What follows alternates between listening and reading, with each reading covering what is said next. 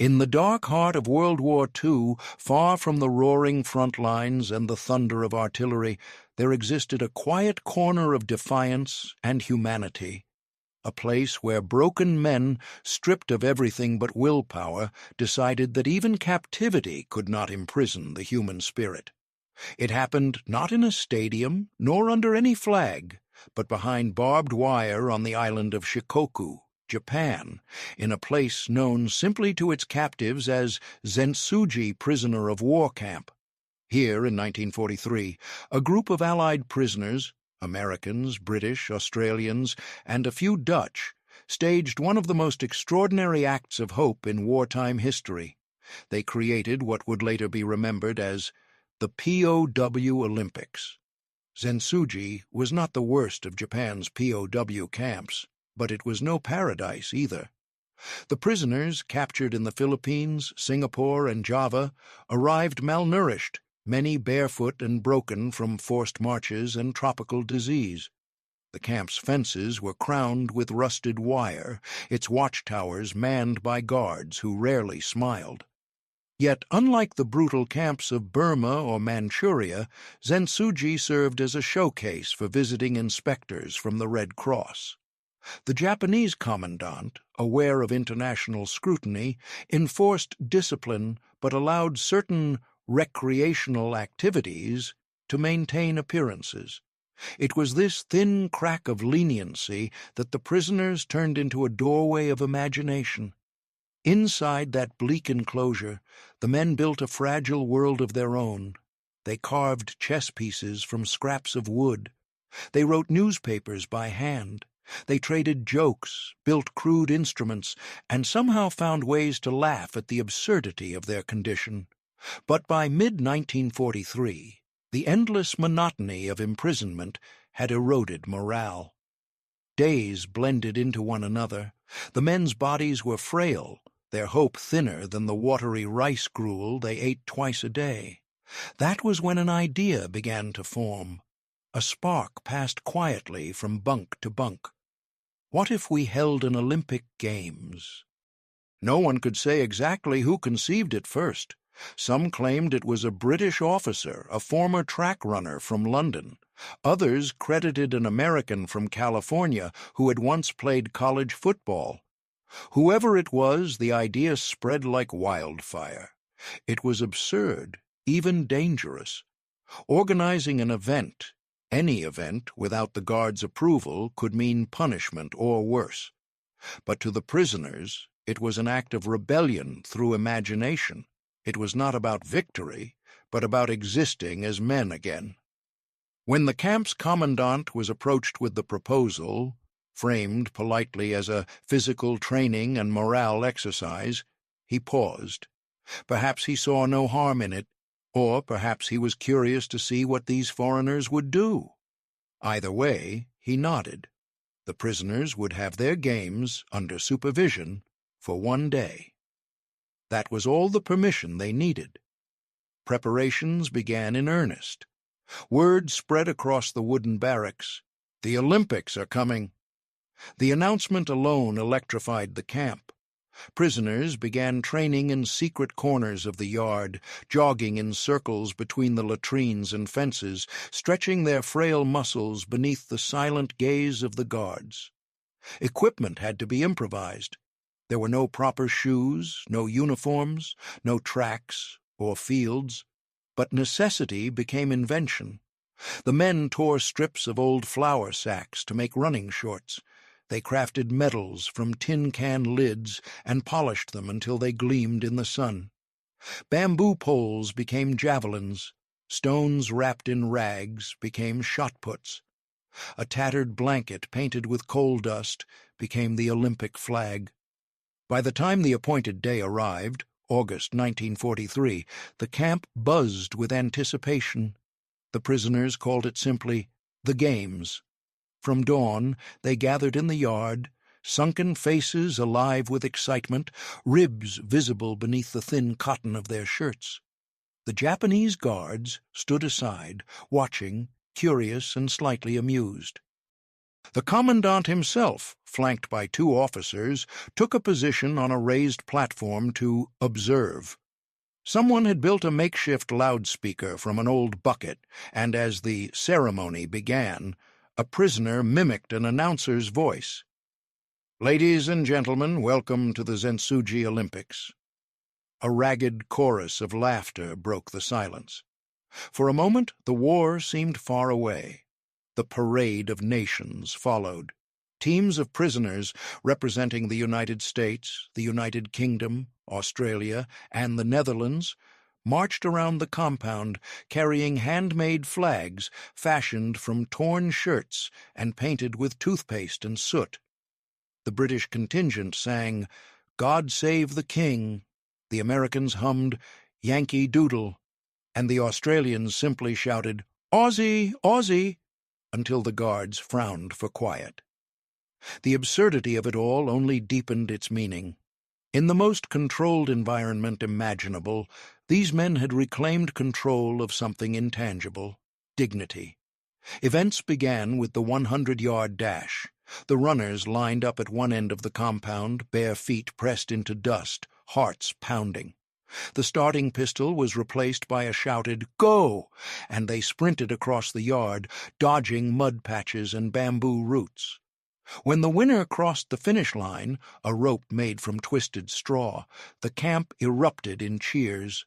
No medals were needed. Pride itself was the prize. Next came the high jump. The bar was a stick balanced between two poles. One man leapt, stumbled, fell, then rose again, smiling. Another event, the shot put, used a round stone wrapped in cloth. The crowd roared as it flew farther than expected, landing inches beyond the previous mark. Even the guards couldn't suppress their amusement. A few clapped discreetly. It was as if, for a brief afternoon, the war had loosened its iron grip. Between events, prisoners sold refreshments, imaginary lemonade or chocolate, offered with exaggerated ceremony. A prisoner with artistic skill sketched caricatures of athletes and hung them on the fence. Another played a harmonica, adding a surreal soundtrack to the games. There was laughter, there was shouting, there was life. And as the sun climbed high, its heat shimmering off the dirt, WWII, a place built to break men, had transformed into an arena of defiance. The marathon was the highlight. It wasn't truly a marathon, just 20 laps around the camp perimeter, which equaled a few kilometers. But for men weakened by malnutrition, it might as well have been 26 miles. The runners set off, cheered on by their comrades, stumbling through dust and exhaustion. One Australian collapsed halfway, only to be lifted by a British companion who half-carried him to the finish line. When they crossed together, the camp erupted into applause so loud that even the guards looked uneasy, as if reminded that spirit was harder to cage than flesh. At the end of the day, as the last events concluded, the prisoners gathered for the closing ceremony. A makeshift flag was raised, a speech delivered, words about endurance, unity, and hope. The speaker's voice trembled, not from weakness, but from emotion. Around him stood men who, for the first time in months, felt human again. The Japanese commandant nodded, perhaps understanding more than he admitted. The guards dispersed, the crowd thinned, and as night fell over the camp, the air carried something rare, silence, but a peaceful one. The next morning the war returned. The rations were the same, the orders were the same. The guards were cold again, but something within the prisoners had shifted. They had remembered who they were, athletes, soldiers, human beings. In secret, they began to plan another event, this time for Christmas, perhaps a Winter Games. It never came to pass. By 1944, conditions worsened and many were transferred to harsher camps. Yet the memory of that day, of laughter behind barbed wire, traveled with them like a talisman. After the war ended in 1945, survivors spoke of the event to journalists and historians. At first, no one believed them. The idea of Olympic Games inside a Japanese POW camp sounded like fantasy, but then the drawings surfaced. Sketches of the runners, lists of winners, even one surviving medal carved from a tin can. Eventually, these artifacts found their way to museums in Australia, Britain, and the United States. Each piece told the same story, that even in captivity, the human spirit refused to surrender. In later years, historians would call it the WWII Olympics. The name sounded almost grand, but those who had been there knew it was something far simpler. A day when men, stripped of freedom, remembered what it felt like to be free. When word of the WWII Olympics finally reached the outside world, long after Japan's surrender, it was greeted with disbelief. Reporters in 1946, still sifting through the wreckage of an empire, could scarcely imagine how men starving in prison had found the strength to recreate the Olympic spirit behind barbed wire. Yet the testimonies kept coming from Australians, Americans, and British officers, all describing the same astonishing event. They spoke of running barefoot over gravel, of laughter echoing between watchtowers, of medals hammered out of tin and pride, forged from hunger. Slowly, the fragments assembled into a coherent story, one that captured the attention of military psychologists, historians, and even former Japanese officers who struggled to reconcile the memory of war with the resilience of those they had imprisoned.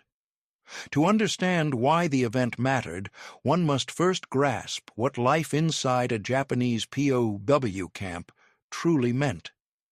By mid-1943, Japan's empire stretched across much of the Pacific, but its resources were collapsing. The imperial military viewed surrender as shameful, a betrayal of the Bushido Code. Prisoners of war, therefore, were not soldiers temporarily out of battle. They were men stripped of honor, subhuman, to be used, not respected. Across Southeast Asia, prisoners toiled on railways, in mines, and at docks, dying by the thousands from starvation and disease. Even in model camps like WWII, rations barely sustained life. Rice, a sliver of fish, perhaps a cup of watery soup. Disease was constant. The winters bit through thin clothing, and summer heat turned the barracks into stifling ovens. And yet, within this world of deprivation, the prisoners constructed a system of self-governance, education, and even entertainment. They held lectures on philosophy, navigation, literature, and medicine, often led by officers or academics captured in different theaters of war. In this fragile network of routine, the idea of the Olympics represented something more than sport. It was ritual, a reaffirmation of civilization amid collapse. It reminded them that order and decency could still exist even where none were visible. A crucial role in organizing the event fell to Lieutenant Harold Hal Stevens, a British officer captured in Singapore. A former runner in his youth, he believed exercise could save minds as much as bodies. Alongside him was Sergeant Bill Martin, an Australian known for his humor and improvisation. They worked together, quietly gaining approval from Japanese officers by presenting the event as physical rehabilitation. But in their hearts, they knew it was rebellion, not of violence, but of spirit. When the first makeshift medal was hammered flat from a sardine tin and engraved with the letters ZC for WWII Camp, it became a sacred object. The men treated it as if it were gold. Some kissed it for luck before competing, others wore it afterward as a symbol of endurance. The Japanese guards, bemused by the spectacle, did not understand its full meaning. To them, it was a harmless distraction. To the prisoners, it was a declaration, "We are still men." The event also bridged divides between nationalities. The prisoners came from dozens of backgrounds, officers and privates, Europeans and Pacific Islanders, soldiers and sailors, all crammed into one fragile society. In the camp hierarchy, differences could breed resentment. But on the day of the games, rank and origin dissolved. Americans cheered for British runners, Dutchmen coached Australians. For a few hours they remembered the world before the war, a place where competition meant camaraderie, not survival. After the games, morale improved dramatically.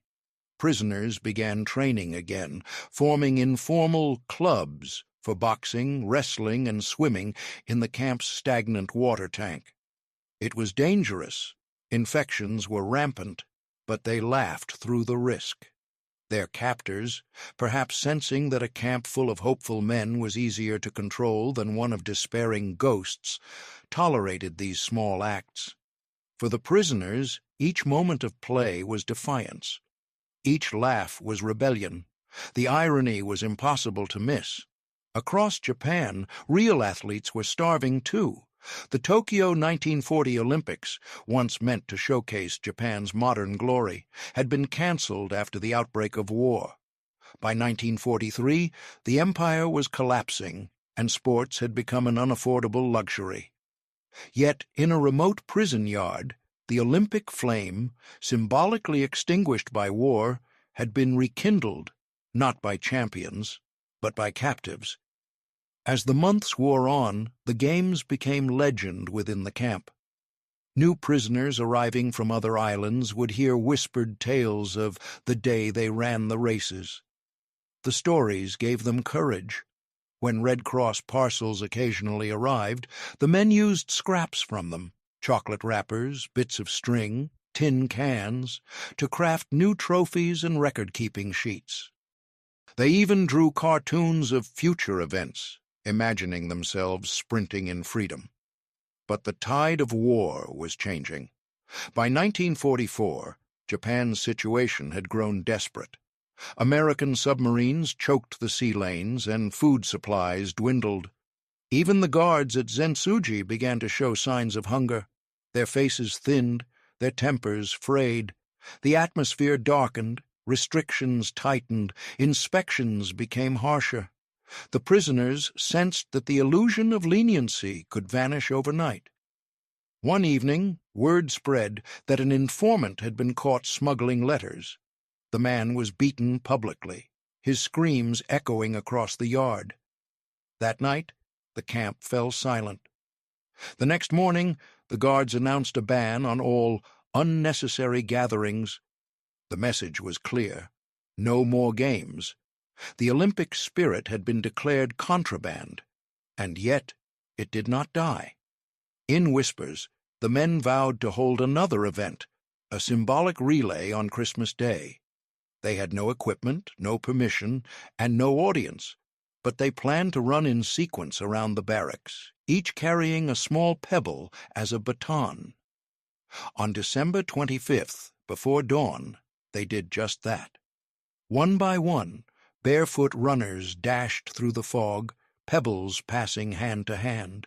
There were no spectators, no medals, no flags, only the quiet rhythm of footsteps and the muffled breathing of men who refused to yield. When the last runner finished, he buried the pebble beneath the fence, whispering, "For next time." Months later, when the atomic bombs fell on Hiroshima and Nagasaki, the war's end came suddenly. At Zensuji, guards vanished overnight, leaving their rifles stacked against the wall. The prisoners awoke to silence and confusion. Some wept. Others stared at the empty watchtowers in disbelief. Liberation was both joy and disorientation. They had survived, but they had also changed. For 3 years, they had lived in a world where survival itself was a sport. When American forces arrived, they found crude medals, drawings, and lists of names pinned inside barracks. One American officer reportedly picked up a small tin medal and asked, "What's this?" A former prisoner answered, "Our Olympics." The officer laughed softly. "You guys never gave up, did you?" The man shook his head. "No," he said. "We just changed the rules." In the years that followed, the Zensuji Games faded into obscurity. The world was overwhelmed by larger tragedies: Hiroshima, Nanking, the Bataan Death March. Yet, among veterans' circles, the story survived. Letters passed between survivors, photographs of medals were shared, and in the 1960s, a small article appeared in an Australian newspaper titled "Olympics Behind Barbed Wire." It sparked renewed interest. Historians visited Japan, tracing records, interviewing locals. They found elderly villagers who remembered hearing laughter from inside the camp one summer day in 1943, a sound that had puzzled them amid the gloom of war. By the 1980s, the story reached the attention of the International Olympic Committee. They quietly acknowledged the Zensuji Games as a unique chapter in Olympic history, an unofficial event, but one that embodied the core ideals of the movement better than any stadium could. Faster, higher, stronger had taken on a new meaning, not physical, but spiritual endurance. For the survivors, the memories remained vivid. Many never spoke of their captivity, but when they did, they often mentioned the games first. "It was the only day," one recalled, "when I felt like myself again." Another said, "We didn't run to win. We ran to remember we were alive." As the century turned, their numbers dwindled. The medals, once made from trash, became treasured heirlooms. Some were donated to museums, others were buried with their owners. One rests today in the Australian War Memorial, its surface dulled by time, engraved with the faint words, ZC 1943. Beneath it lies a handwritten note: "We raced not for glory, but for hope." The story of the POW Olympics is not just about sport. It is about resistance, quiet, invisible, yet profound.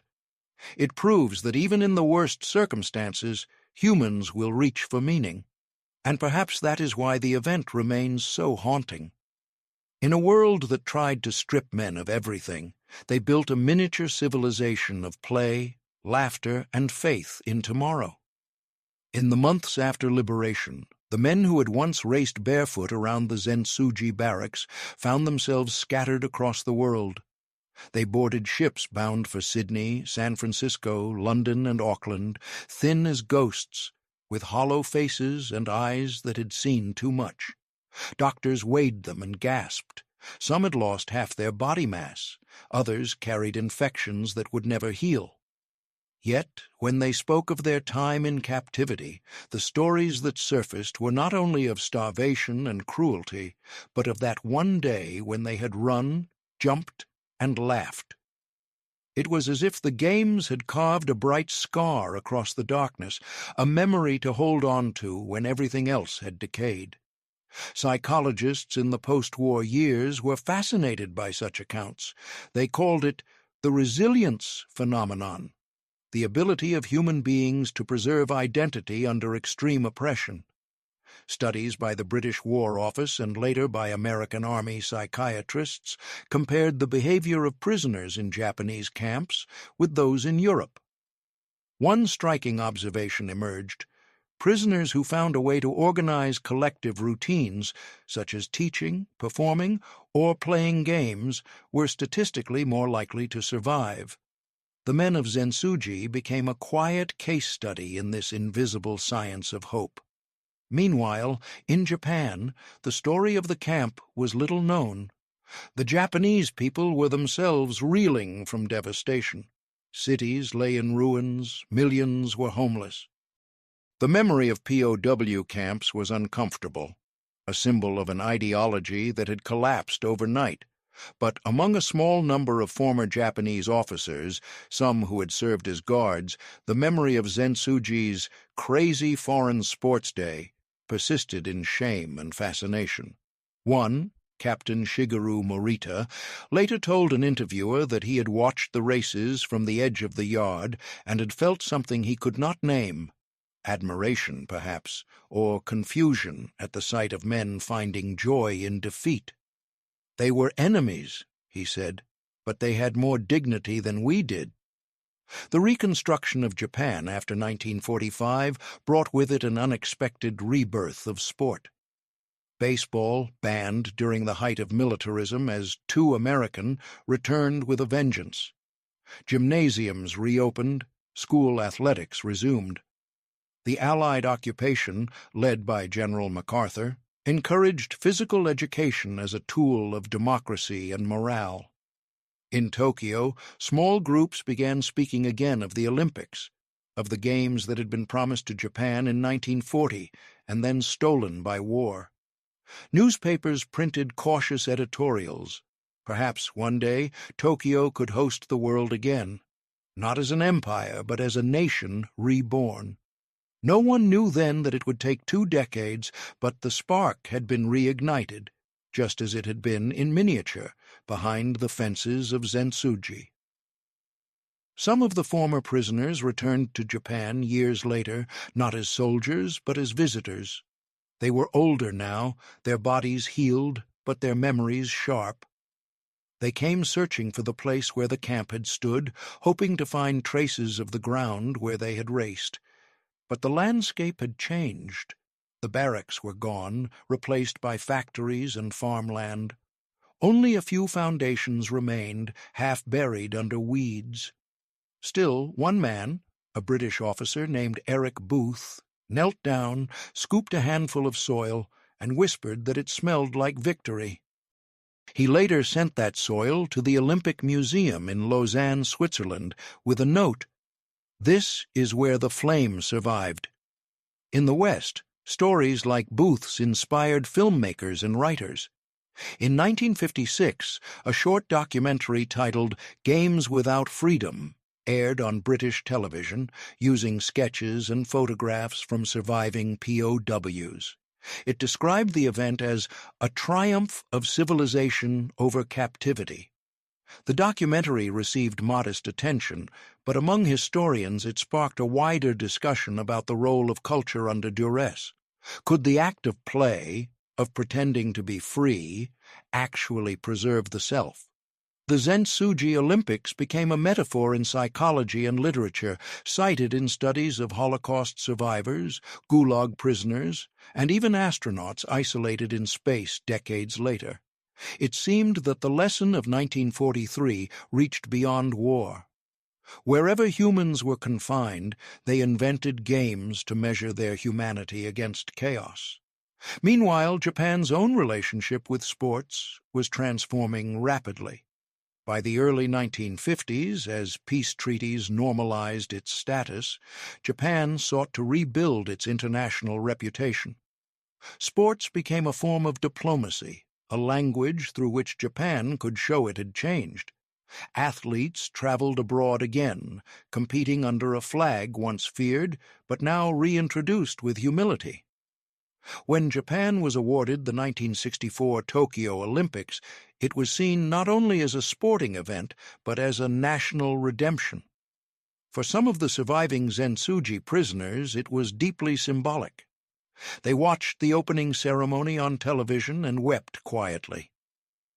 "We kept the Olympics alive for them," one said in a letter. "Now Japan is giving them back to the world."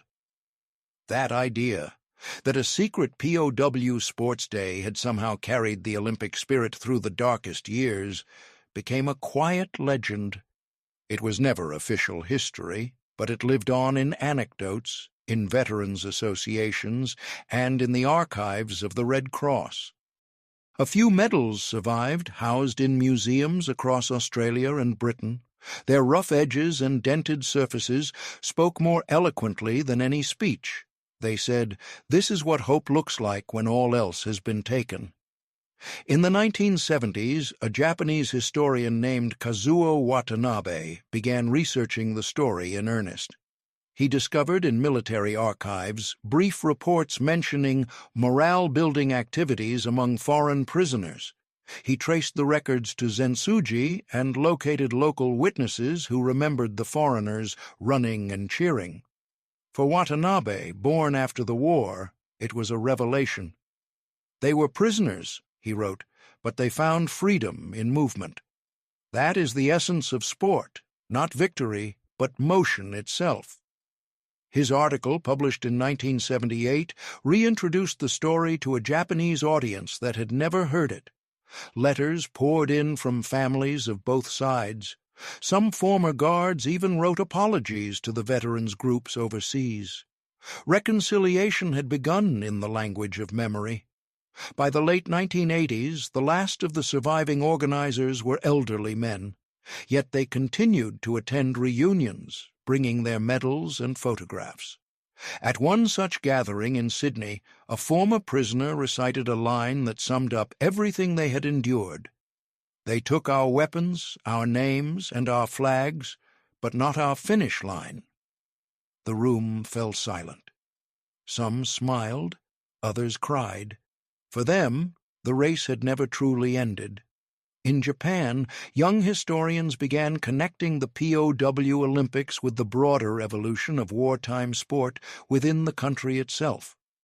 They noted that even Japanese civilians, living under constant air raids and rationing, found solace in makeshift games, children playing baseball with broomsticks, factory workers organizing night races during blackouts. The instinct to play, it seemed, transcended sides. War had reduced nations to rubble, but in the dust, people still ran. The physical site of Zensuji itself became a point of quiet pilgrimage. Not officially marked, not listed in guidebooks, it drew small groups of visitors, descendants of prisoners, historians, even local school students learning about the war for the first time. In the 1990s, a stone was placed near the presumed camp entrance. The inscription was simple: "Here, men remembered how to be human." By the 21st century, the story found new life online. Digital archives uploaded photographs and scans of documents. Blogs and forums retold the tale of the POW Olympics, each adding small details, some exaggerated, others corrected. Yet the essence remained the same, that in 1943, behind the wire, in the shadow of a brutal war, a handful of men defied despair by running laps around a dusty yard. And perhaps that is the most haunting truth of all, that hope, once created, does not die with those who held it. It multiplies, passing silently across generations, reshaping how we see both war and ourselves. Decades passed, and time softened what memory could not erase. By the early 2000s, only a handful of men who had once stood in the dusty yard of Zensuji were still alive.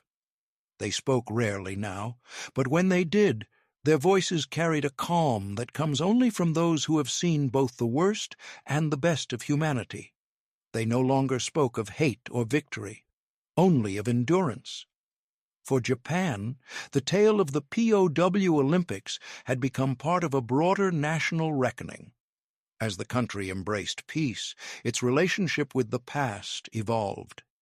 Museums began to acknowledge the human dimensions of war, the suffering on all sides, the strange flickers of compassion amid cruelty.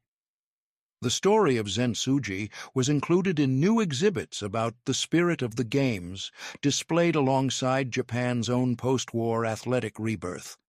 It stood not as propaganda or apology, but as a quiet lesson. Even in captivity, humanity can persist. At the 2020 Tokyo Olympics, a brief mention appeared in a commemorative documentary. A grainy photo of barefoot men running between barbed wire fences. Few viewers knew its origin, but those who did recognized the power of the moment. The camera lingered on that photograph for only 3 seconds, yet it said everything.